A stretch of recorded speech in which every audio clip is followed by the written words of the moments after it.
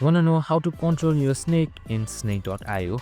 Well, no worries. In this video, I'm going to show you an easy step-by-step guide on how you can do it. It's super simple and another minute, so let's get straight to it. Now, first things first, simply open up your snake.io application. And we have also created a video on how to install snake.io, so make sure to watch it. Now, once you've done that, here on the bottom right side, you should be seeing play. Just simply select play.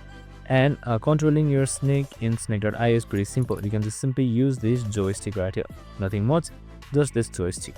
So whenever you just control your joystick to the left, it just goes to the left, bottom it just goes to the bottom, and right it just goes to the right. Make sure you don't collide with the wall while controlling though. So in order to boost speed, you can just simply hold this button right here, and in order to regenerate your boost, just simply eat more of these. And that's it, super simple and easy. I hope this video helped. If it did, make sure to like, subscribe, and continue with us for more of these videos. See you in the next one.